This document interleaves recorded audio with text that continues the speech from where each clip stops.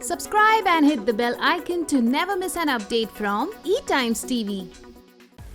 Hi, my name is Varun Sood and you're watching eTimes TV.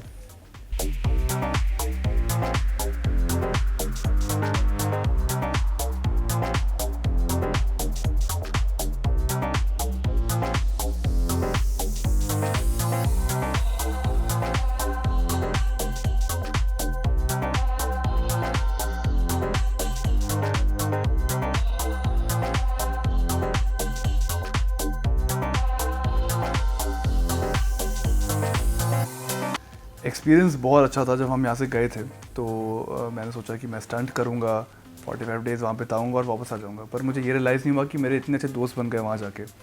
मैंने इतना कुछ सीखा उन लोगों से और उस शो से। तो आई एम रियली ग्लैड कि मैं इस सीज़न का पार्ट था। एंड इतने मुझे बढ़िया बढ़िया लोग मिले। I got to work with such senior actors and एक ख़ानदान सा बन गया था। तो काफ़ी स्पेशल फीलिंग थी।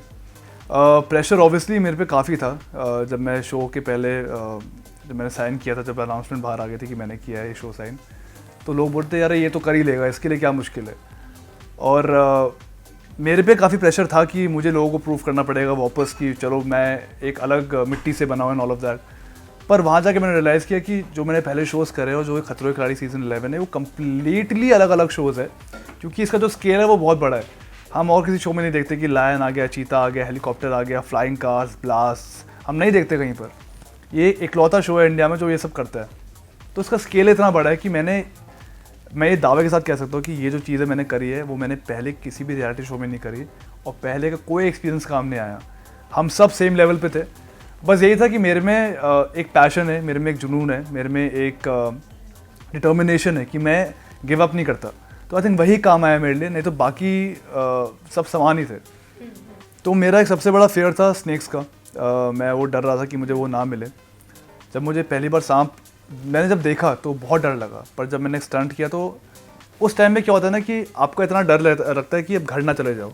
तो सांप से ज़्यादा डर ये था कि मैं घर ना चले जाऊँ। तो उस टाइम में सांप का डर थोड़ा सा कम हुआ।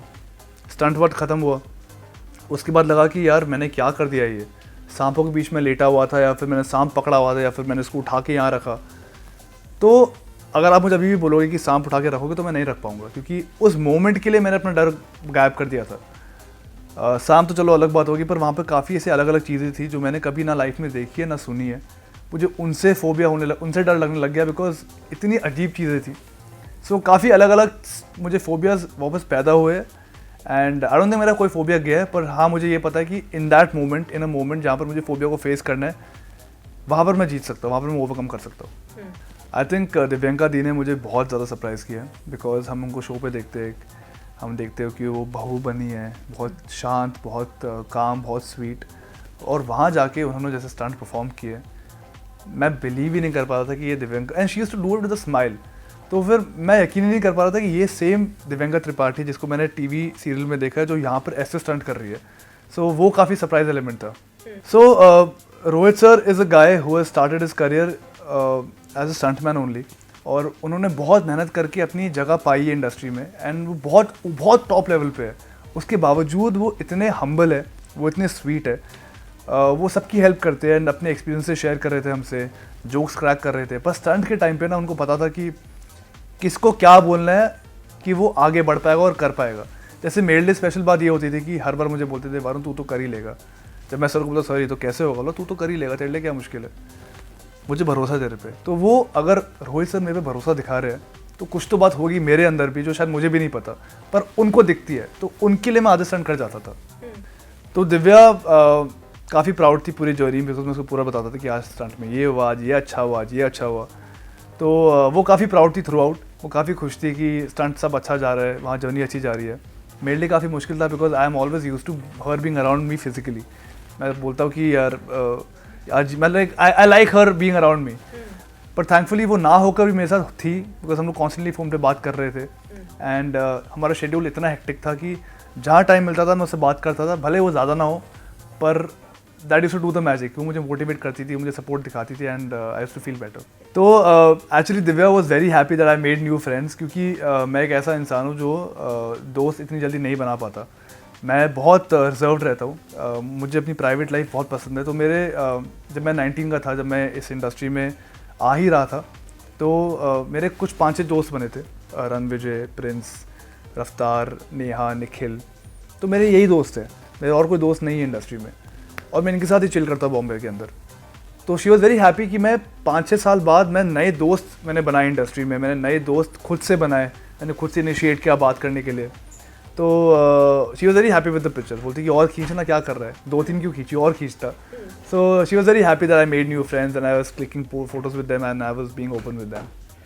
तो मैंने एक इंपॉर्टेंट लेसन ये सीखा है कि अगर अपने माइंड में बना लिया कि मुझे ये चीज़ करनी, तो कर सकते हो। काफ़ी बार हमने सुना है कि अरे तुम सोचो तो हो जाएगा, पर यहाँ मैंने एक्सपीरियंस किया, क्योंकि बॉडी टूट गई थी, चोटें लग रही थी, आपका मन नहीं हो रहा था, पर अगर आपने वो ठान लिया कि मुझे करना है तो करना है। और ये मैंने फिज़िकली वहाँ पर एक्सपीरियंस किया। फिज़िकली मेरी बॉडी नहीं मान रही थी, पर मेंटली मैं करवा रहा था। तो ये मैं बहुत इंपॉर्टेंट सीख के जा रहा हूँ कि your mind is the most powerful weapon.